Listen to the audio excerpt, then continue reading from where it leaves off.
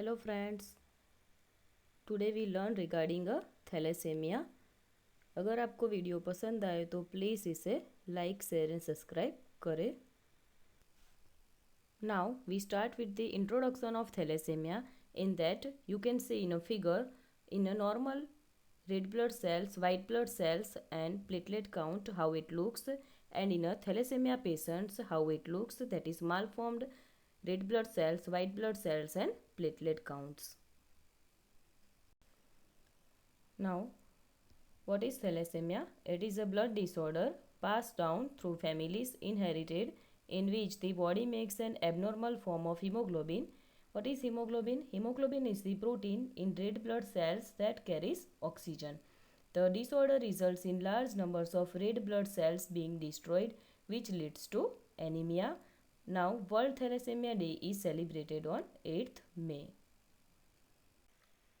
You can see in a figure hemoglobin molecules how it looks in red blood cells: alpha chain, beta chain, heme group, ion, helical shape of the polypeptide molecules are there.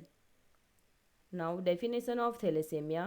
Thalassemia are a heterogeneous group of genetic disorder of hemoglobin synthesis characterized by a reduction in the synthesis of one or more of the globin chains leads to imbalanced globin chain synthesis, defective hemoglobin production. Now you can see in a thalassemia anemia, that is lack of hemoglobin. Okay, heme means iron deficiency, that is because of a nutritional. Then globin means deficiency and structure defect. In a deficiency is there, then thalassemia is there, we can say. Then structural defect is there, then we can say sickle cell anemia. Okay, these both condition are a genetic inheritance. 95% hemoglobinopathies are beta thalassemia.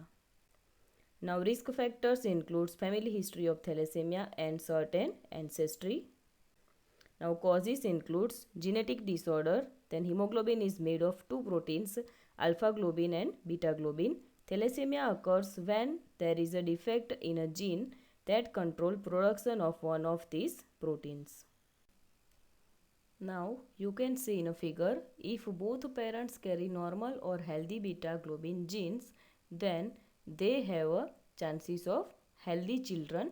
Then if one of the parents carries an affected beta globin gene, then he or she is a beta thalassemia carrier. Then they have a chances of 50% of healthy child or 50% beta thalassemia trait child. Then if both parents carry the beta thalassemia trait, then they have a chances of 25% with thalassemia child, then 50% with a beta thalassemia trait and 25% with a healthy child.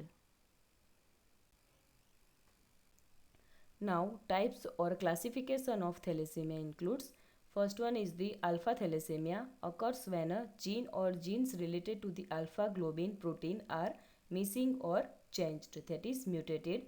Then second is the beta thalassemia, occurs when similar gene defects affect production of the beta globin protein.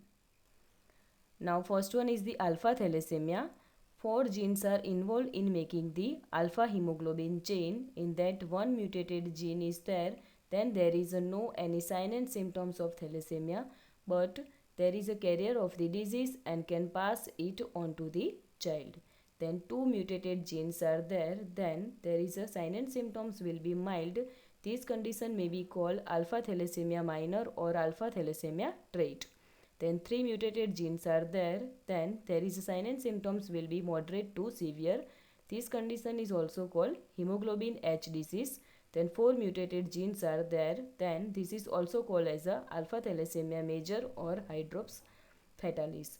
It usually causes a fetus to die before delivery or a newborn to die shortly after birth. Now second is the beta thalassemia. In that two genes are involved in making the beta hemoglobin chain. If one mutated gene, then there is a mild sign and symptoms. This condition is called beta thalassemia minor or referred to as a beta thalassemia trait. If two mutated genes, then there is a sign and symptoms will be moderate to severe. This condition is called beta thalassemia major, which is also known as Cooley's anemia. Now, symptoms includes the most severe form of alpha thalassemia major causes stillbirth, death of the unborn baby during birth or the late stage of pregnancy. Then children born with thalassemia major, that is Cooley's anemia, are normal at birth but develop severe anemia during the first year of life. Other symptoms can include bone deformities in the face, fatigue, growth failure, shortness of breath, yellow skin, that is jaundice, weakness, slow growth, abdominal swelling, and dark urine. Now, symptoms of thalassemia according to types. In that alpha thalassemia, the cheeks, forehead, and jaw may all overgrow, and jaundice and extremely enlarged spleen is there in a patient. Then beta thalassemia, that is major thalassemia, in that fussiness, paleness, frequent infections, poor appetite, failure to thrive, enlarged organs, then jaundice is there. Now, diagnostic test for thalassemia includes history collection, in that individual history and family history regarding thalassemia. Then physical examination includes pallor indication anemia, jaundice, skeletal deformity, and blood test includes in that measure amount of iron in child's blood, evaluate hemoglobin, perform DNA analysis to diagnose thalassemia. Then prenatal testing includes chorionic villi sampling and amniocentesis. Now treatment and management regarding thalassemia includes for mild thalassemia, normally there are no treatment recommended, but if symptoms are there, then blood transfusion, oral medication like Defibrazirox, then increase the digestive absorption of iron. For moderate to severe thalassemia, blood transfusion given to the patient. Treatment for thalassemia major often involves regular blood transfusion. If receive blood transfusion that should not take iron supplements, doing so can cause a high amount of iron to build up in the body, which can be harmful. Blood transfusion allow patient to feel better, enjoy normal activities, and live into adulthood. This treatment is life-saving, but it's expensive and carries a risk of transmitting infection and virus. Then iron chelation therapy. Persons who receive a lot of blood transfusion need a treatment called chelation therapy. This is done to remove excess iron from the body. It damages the liver, heart, and other parts of the body. To prevent this damage, iron chelation therapy is needed to remove excess iron from the body. Two medications are used for iron chelation therapy, deferoxamine and deferoxerox. Folic acid supplements, then bone marrow transplant may help treat the disease in some patients, especially children. Then complications includes iron overload, infection, bone deformities, enlarged spleen, that is splenomegaly, slowed growth rate, and heart problems. Now, nursing management for thalassemia patient includes ineffective tissue perfusion related to abnormal HB, then chronic pain related to progress of disease in bone, then activity intolerance related to impaired oxygen transport, then high risk of infection related decreasing resistance secondary to hypoxia, then altered nutrition level, then ineffective management of therapeutic regimen related to lack of knowledge about appropriate nutrition and medication, then disturbed body image related to endocrine and skeletal abnormalities. Now, first one is the ineffective tissue perfusion related to abnormal HB. Objective of it, increased tissue perfusion, then interventions for it, monitor vital signs, assess capillary refill, color of skin, mucous membrane, nail beds, and elevate head of the bed as tolerated, and monitor respiratory effort, auscultation of breath sounds, then investigate complaints of chest pain or palpitations, then avoid using a bottle warmer or hot water bottle, then measure the temperature of bath water with a thermometer. Then chronic pain related to progress of disease in bone, goal of it includes reduce the pain.